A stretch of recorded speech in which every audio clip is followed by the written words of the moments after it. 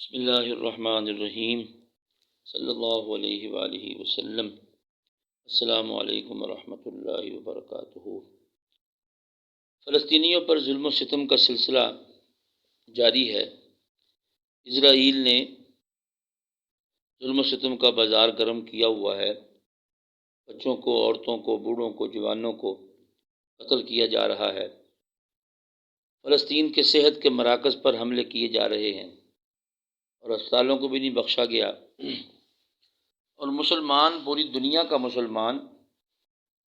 ایک جسم کی مانند ہے۔ حدیث پاک میں آتا ہے کہ جس طرح جسم کے کسی ایک حصے میں تکلیف ہو تو سارا جسم بے آرام ہو جاتا ہے، تو مسلمانوں کی مثال ایک جسم کی طرح ہے۔ ایک مسلمان کو اگر تکلیف پہنچتی ہے تو دوسرا مسلمان تڑپ جاتا ہے،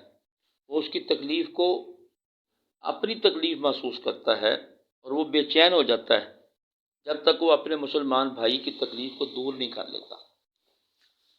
اسلام تو ہمیں یہ کہتا ہے کہ انما المؤمنون اخوہ، کہ مومن تو آپس میں بھائی بھائی ہیں، لیکن فلسطین پر اور کشمیر پر قبضہ کیے ہوئے دشمنوں کو 75 سال ہو گئے اور قتل عام کا سلسلہ جاری ہے۔ ان کے انسانی حقوق کی دھجیاں اڑائی جا رہی ہیں، ان پر ظلم و ستم کیا جا رہا ہے، لیکن کوئی مسلمان ملک بولنے کے لیے تیار نہیں ہے، ان کی مدد کرنے کے لیے تیار نہیں ہے، اور اگر بولتے بھی ہیں تو صرف یہ کہا جاتا ہے کہ ہم فلسطینیوں کی، کشمیریوں کی اخلاقی امداد جاری رکھیں گے، یعنی خالی زبانی کلامی۔ عملی طور پر ان کے لیے ہم کچھ نہیں کریں گے۔ ظالموں کا ہاتھ روکنے کے لیے ہمارے پاس جو طاقت ہے، جو اسلحہ ہے، جو فوج ہے، اس کو ہم استعمال نہیں کریں گے۔ صرف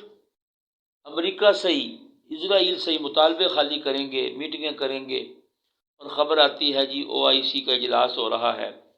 خبر آتی ہے فلاں تنظیم کا اجلاس ہو رہا ہے، اور انہوں نے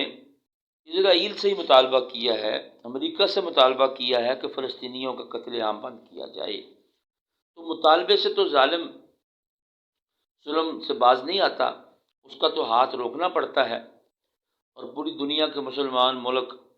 اتنے بڑے وسائل ہونے کے باوجود، اتنی بڑی بڑی فوجیں ہونے کے باوجود، اتنے بڑے بڑے اسلحے ہونے کے باوجود، جنگی تیاریوں کے باوجود، وہ فلسطینیوں کا ساتھ دینے کے لیے اور اسرائیل کے خلاف کوئی عملی قدم اٹھانے کے لیے تیار نہیں ہیں۔ یہ مسلمان ملکوں کے لیے لمحہ فکریہ ہے۔ ان کو غور کرنا ہوگا کہ ہم مسلمان ہیں، ہم نے مسلمان ملکوں کا اقتدار سنبھالا ہوا ہے، مسلمانوں کے وسائل کو ہم استعمال کر رہے ہیں، لیکن ان وسائل کو مظلوم مسلمانوں کے لیے استعمال کرنے کے لیے تیار نہیں ہیں۔ ہم کافروں کے خلاف ڈٹ جانے کے لیے تیار نہیں ہیں، ہم کافروں، ظالموں کے خلاف اٹھ کھڑے ہونے کے لیے تیار نہیں ہیں۔ پوری دنیا کے مسلمان رعایا، ان کے دل تو فلسطینیوں کے ساتھ اور کشمیریوں کے ساتھ رڑکتے ہیں، وہ تو ان کا ساتھ دینے کے لیے تیار ہیں، لیکن حکمران اس کے لیے تیار نہیں ہیں۔ پوری دنیا کے مسلمان کشمیریوں کی مدد کرنے کے لیے جس طرح بھی وہ کر سکتے ہیں، پیسے کے ذریعے، ادویات کے ذریعے، کھانے پینے کی چیزوں کے ذریعے، یا ان کے ساتھ عملی طور پر جہاد کرنے کے لیے وہ ہر طرح سے تیار ہیں، لیکن ان کو ہمارے حکمران وہاں جانے کی اجازت بھی نہیں دیتے، اور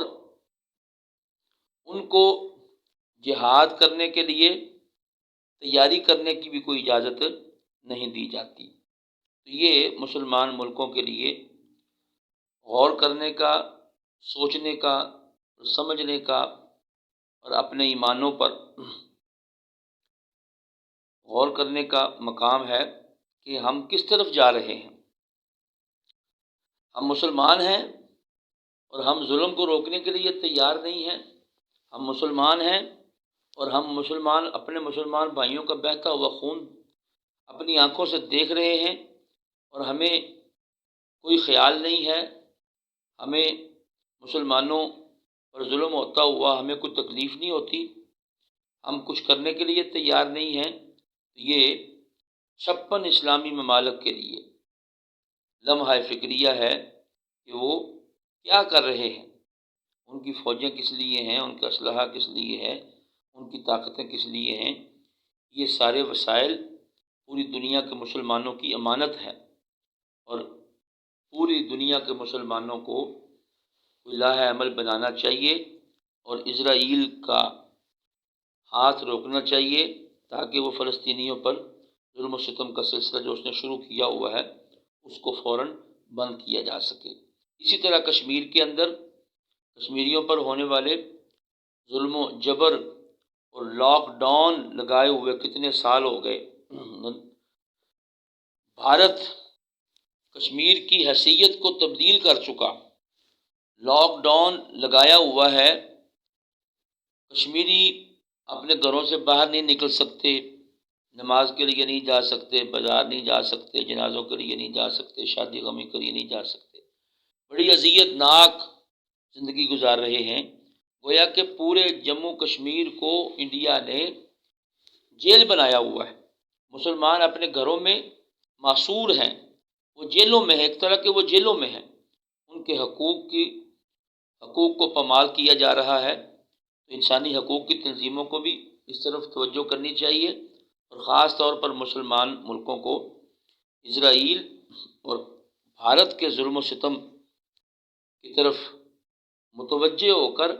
اس سلسلے کو روکنے کے لیے، رکوانے کے لیے کوئی عملی قدم اٹھانا چاہیے۔ اور یہ بات بھی بہت ضروری ہے کہ کشمیر کا مسئلہ اور فلسطین کا مسئلہ، ان کو حل کرنے کے لیے جنگ ضروری نہیں ہے، بلکہ کشمیر کا مسئلہ اور فلسطین کا مسئلہ جنگ کے بغیر بھی حل ہو سکتا ہے، اور اس کا ایک بہت بڑا طریقہ یہ ہے کہ اسرائیل کا اور بھارت کا بائیکاٹ کر دیا جائے، معاشی بائیکاٹ کر دیا جائے، ان کے ساتھ لین دین، کاروبار، ان کو پٹرول کی فراہمی، مسلمان ملکوں کے اندر جتنے بھی بھارت کے ہندو کام کر رہے ہیں، لیبر ہیں، سب کو نکال دیا جائے، ان کا مکمل سوشل بائیکاٹ کر دیا جائے،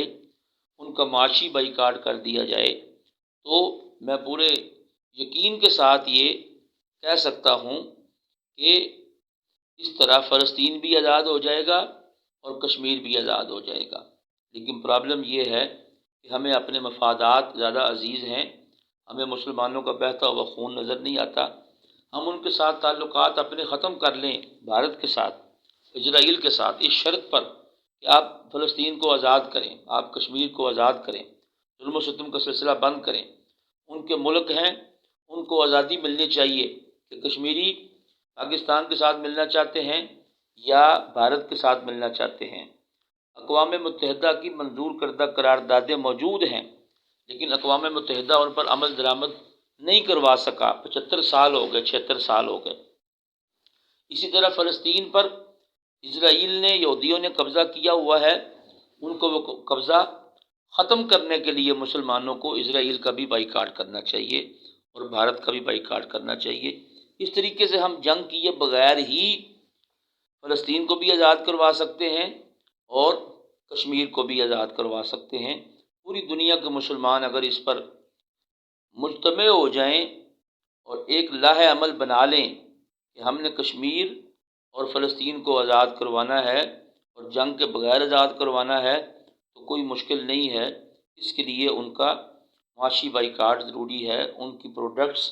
ان کی بنائی ہوئی چیزوں کو ہم نہ خریدیں، ان کا بالکل بائیکاٹ کر دیں، تو کشمیر اور فلسطین آزاد ہو سکتے ہیں۔